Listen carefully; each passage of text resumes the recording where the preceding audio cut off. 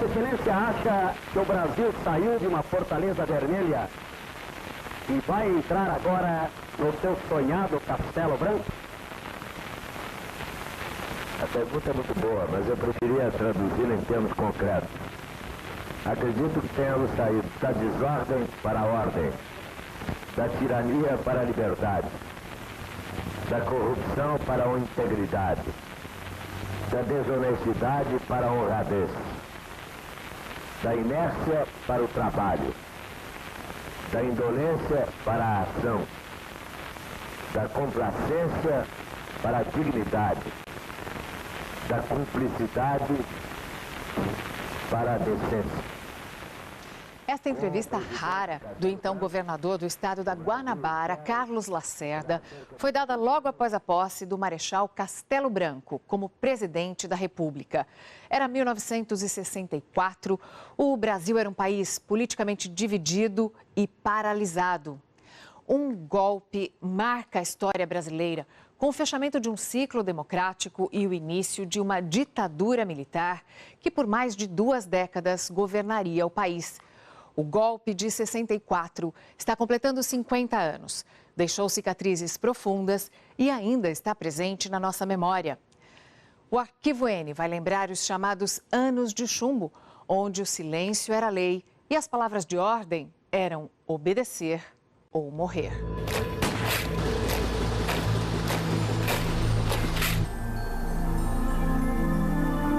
Há 40 anos, o Palácio do Planalto vivia dias nebulosos. Era o auge da Guerra Fria entre americanos e soviéticos. Para os militares linha dura, o presidente João Goulart personificava a ameaça comunista. Jango queria mudar o país. Em defesa de uma ampla reforma agrária e mudanças na Constituição, o presidente reuniu milhares de pessoas em um comício na Central do Brasil, no Rio de Janeiro.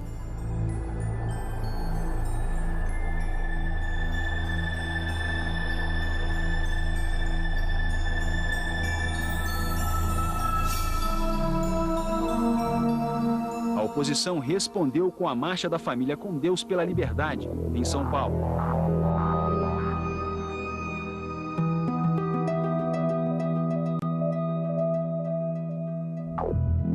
No Rio de Janeiro, o Cabo Anselmo comandou uma rebelião contra punições aos marinheiros.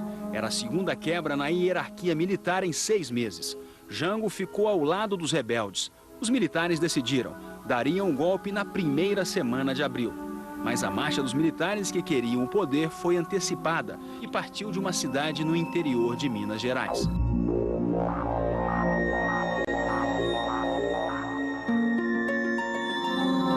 A decisão foi tomada na calada da noite nesta casa no centro de Juiz de Fora. À frente da conspiração, o general Olímpio Mourão Filho, comandante da 4ª Região Militar de Minas Gerais. Ele se antecipou porque o general Mourão, ele tinha um planejamento para pôr um basta a essa situação. Logicamente, ele confabulava com outros oficiais generais e quando houve a oportunidade que ele julgou a propícia, ele deslocou as tropas na direção do Rio. Mas o general que seguiu Mourão afirma, nem todos os oficiais concordavam com o golpe. Alguns oficiais, eles realmente se opuseram, num primeiro momento, à partida das tropas para o Rio. Aqueles que fincaram pé com convicção, esses foram afastados. Os demais foram convencidos e partiram. O Brasil estava economicamente mal, o governo perdido, totalmente despreparado, de modo que havia um ambiente propício para que se desse o golpe. Foi um golpe popular. O povo realmente estava ao lado de 64.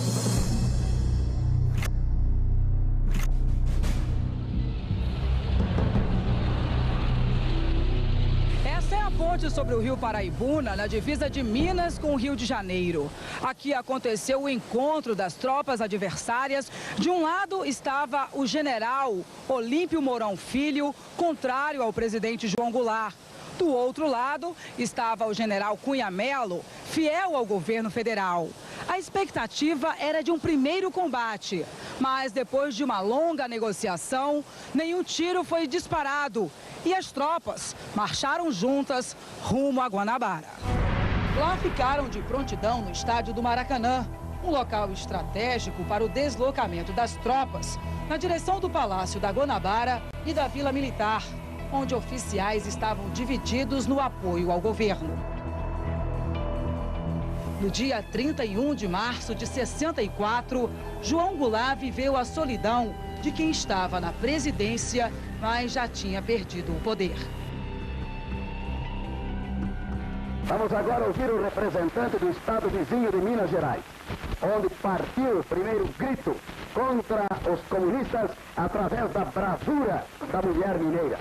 O seu presidente, Gilberto Almeida, vai falar aos telespectadores. Povo de São Paulo. Quando o general Mourão Filho desfaldou a bandeira da democracia em defesa contra o comunismo, atrás dele estava, por unanimidade, todo o povo de Minas Gerais. Todos os partidos políticos se congregaram em torno do senhor governador do estado, porque a campanha não era de luta partidária, a campanha era a democracia contra o comunismo. No tocante à cassação dos mandatos de deputados, Minas Gerais foi mais longe. O parlamento de Minas Gerais, nesse momento, já está expurgado. Em Minas não há mais deputados comunistas, porque os seus mandatos já foram cassados. O registro da emoção e da indignação do mais popular dos presidentes brasileiros ao saber, no dia 8 de junho, que perdera o mandato de senador. Além de punir JK com a perda de mandato, os militares suspenderam os direitos políticos do ex-presidente, um castigo duplo. Você vai ouvir agora os principais trechos do pronunciamento de Juscelino Kubitschek. Este ato não merecerá um fim arbítrio. O vendaval de insânia arrastará na sua violenta arrancada os meios mais rancorosos desafetos. Um por um, eles sentirão os efeitos da tirania que ajudaram a instalar-se no poder. É ainda com uma palavra de amor a esta terra, de reconhecimento aos meus amigos e de esperança na redenção do Brasil, que, afastado da vida pública de meu país, me disponho a encarar face a face, se preciso for, os autores desta ignomínia. Somos favoráveis à cassação de mandatos de deputados comunistas. Entendemos que depois dessa revolução feita à base da democracia e do sistema constitucional do nosso país, não podemos deixar os traidores da pátria clamando, atraiçoando as nossas comunidades.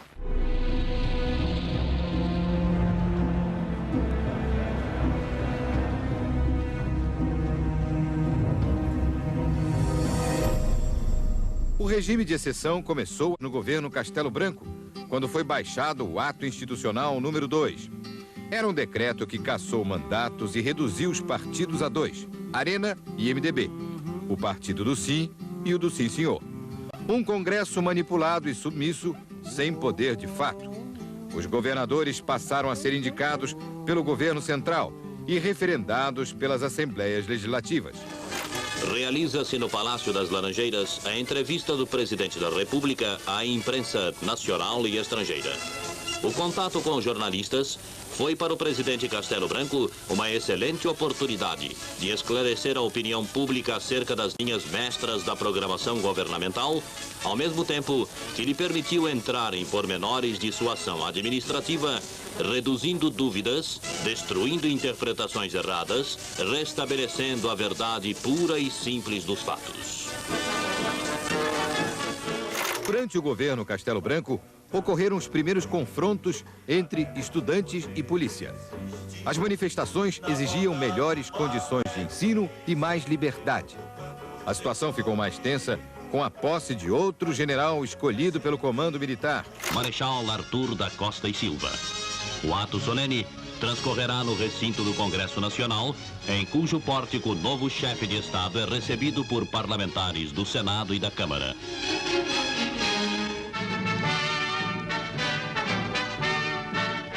O presidente Costa e Silva presta o solene juramento nos termos da Constituição, prometendo respeitá-la, promover o bem-estar do Brasil, defender a sua integridade e soberania.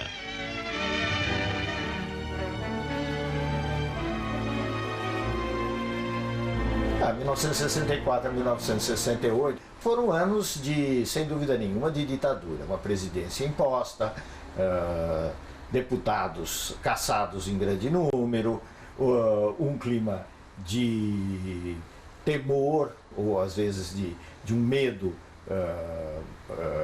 bastante forte em setores, vamos dizer assim, da opinião pública. Em 1968, milhares de pessoas foram às ruas pedir o fim do regime militar. O general Costa e Silva, que havia substituído Castelo Branco na presidência do país, reagiu. Baixou o ato institucional número 5, o mais duro de todos. Senhoras e senhores, boa noite. A Agência Nacional, no Ministério da Justiça, passa a falar diretamente do Palácio Laranjeiras para um importante comunicado do governo federal ao povo brasileiro. Considerando que todos esses fatos perturbadores da ordem são contrários aos ideais e à consolidação do movimento de março de 1964, o AI-5, um conjunto de medidas que dava poderes quase absolutos ao governo militar. Por ordem do presidente, toda a sessão é gravada. Costa e Silva abre a reunião de forma dramática. Ao fundo, pode-se ouvir a sirene de carros da polícia. O presidente da República, que se considera ainda um legítimo representante da Revolução de 1964, 31 de março, vê-se num momento crítico em que ele tem que tomar uma decisão optativa. Ou a revolução continua, ou a revolução se desagrega. O presidente quer ouvir a opinião de todos. O primeiro a falar é o vice-presidente Pedro Aleixo. O que isso me parecia aconselhável seria, antes de exame de um ato institucional, seria a adoção de uma medida de ordem constitucional. Essa medida seria a suspensão da Constituição por intermédio do recurso do Estado. O ministro Jarbas Passarinho também fala em ditadura. Sei que a Vossa Excelência repugna, como a mim, e creio que a todos os membros desse Conselho, enveredar pelo caminho da ditadura pura e simples. Mas me parece que claramente é esta que está diante de nós. Às favas, senhor presidente, neste momento, todos os escrúpulos de consciência.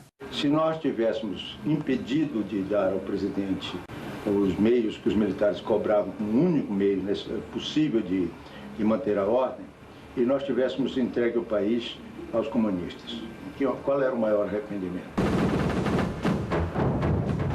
O presidente da República, ouvido o Conselho de Segurança Nacional e sem as limitações previstas na Constituição, poderá suspender os direitos políticos de quaisquer cidadãos pelo prazo de 10 anos e caçar. O Congresso Nacional foi fechado naquela mesma sexta-feira. Durante os 10 anos em que esteve em vigor, o AI-5 foi utilizado para caçar cerca de 350 mandatos de deputados, senadores, vereadores e prefeitos. Quase outras 900 pessoas receberam punições. O AI-5 deu respaldo também para censura, torturas e prisões ilegais. Eu me sinto perfeitamente à vontade, senhor presidente. E por que não dizer, com bastante satisfação, em dar o meu aprovo ao documento que me é apresentado. O presente ato institucional entra em vigor nesta data, revogadas as disposições em contrário. Brasília, 13 de dezembro de 1968. Assinado, presidente Arthur da Costa e Silva. Adoto porque estou convencido que é do interesse do país, é do interesse nacional, que ponhamos um basta à contra-revolução. O Congresso foi fechado. Os militares podiam fazer prisões e invadir casas sem autorização da justiça. A ditadura se fechava. O general Emílio Garrastazu Médici sucedeu Costa e Silva. Brasília, a mais moderna e a mais jovem capital entre as nações do mundo, vive mais um grande momento histórico com a solenidade de posse do novo presidente da República Federativa do Brasil, general Emílio Garrastazu Médici, e do vice-presidente almirante Augusto Rademacher. Discursa o senador Gilberto Marinho sobre o significado excepcional da investidura e do momento da reafirmação democrática que o Brasil está vivendo. Começavam os anos mais negros da ditadura. Anos em que muitos adversários do regime militar morreram sob tortura. Alguns desaparecidos tinham tido projeção política, como o deputado Rubens Paiva. Parte da oposição foi empurrada para a clandestinidade e outra parte se manteve, resistindo às claras e correndo riscos. O terceiro governo do regime, presidido pelo general Emílio Médici, suprimiu de vez as liberdades individuais. Instituiu a pena de morte para os crimes de terrorismo. Suspendeu o habeas corpus. Denúncias de tortura aumentavam a tensão, mas tudo isso acontecia nos porões. Do lado de fora, o que se via era o chamado milagre econômico. Este é um país que vai pra frente. É pra abrir mesmo, e quem quiser que não abre, eu prendo, arrebento. Não tenha dúvida.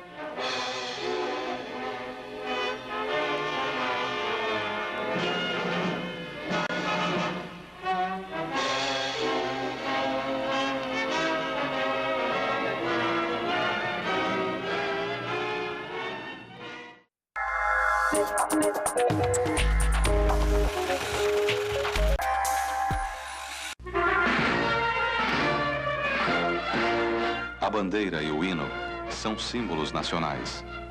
Há sempre uma atitude de respeito, simples e natural, nascida de nosso amor ao Brasil. Sem qualquer exagero, basta ficar de pé. –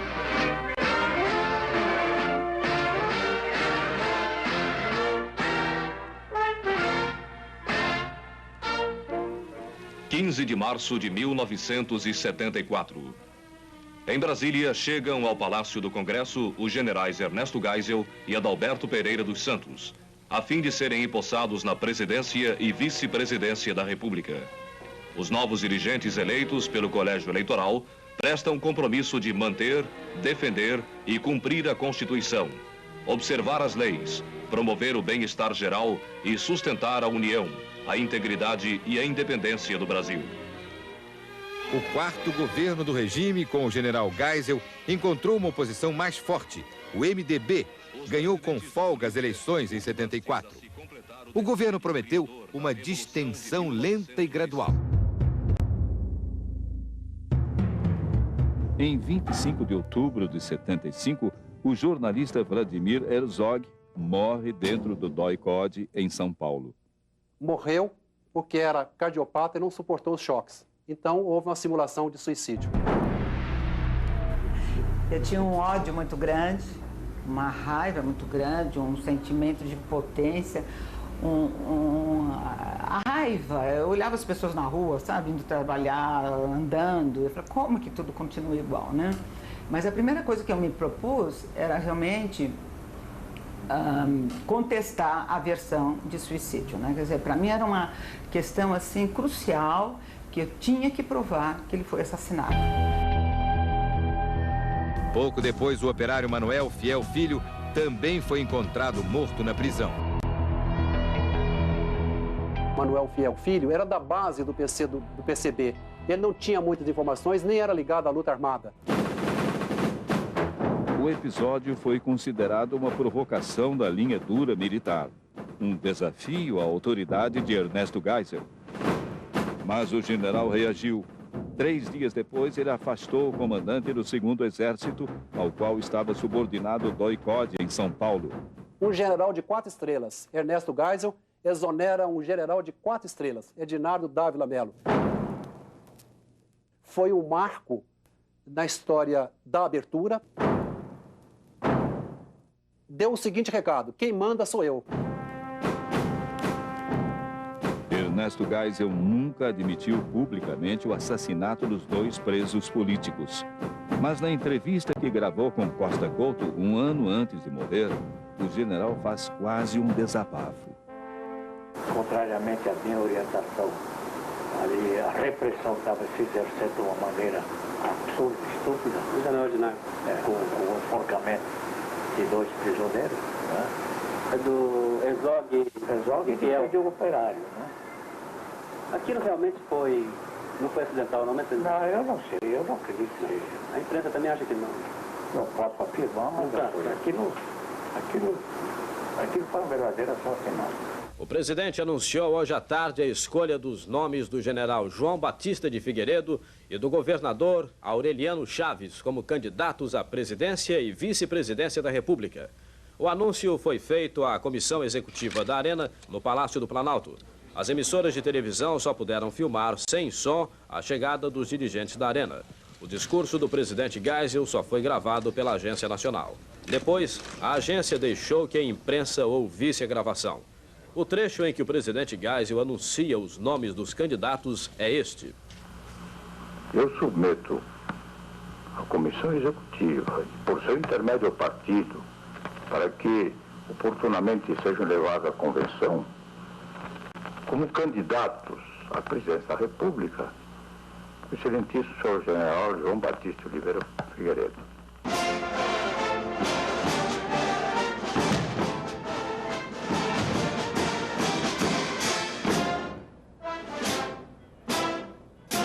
Os óculos escuros, o mau humor crônico, a franqueza exagerada. É para abrir mesmo, quem quiser que não abre, eu prendo, arrebento. Eu não tenho dúvida. Um dia lhe perguntaram como sentia o cheiro do povo. A resposta: para mim, era melhor o cheiro de cavalo. Com seu temperamento explosivo, pôs o ponto final em um longo capítulo da história brasileira. Depois de chefiar o extinto SNI, chegou à presidência em 79 e assumiu o comando de um país fervilhante que exigia a volta da democracia. Em nenhum momento, porém, o presidente abriu mão do compromisso com a abertura. Eu peço a esses fascínoras que desviem as suas mãos criminosas sobre a minha pessoa, mas que deixem de matar inocentes. Muito bem. Figueiredo manteve o estilo temperamental até o fim do mandato. Saiu do Palácio do Planalto pela porta dos fundos. Quando deixou o governo, fez apenas um pedido: espero que me esqueçam.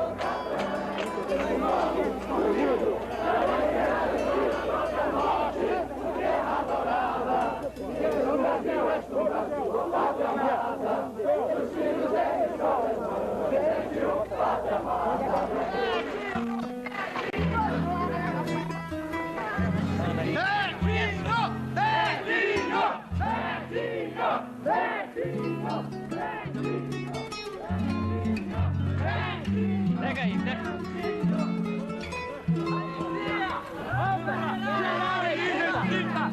Vamos,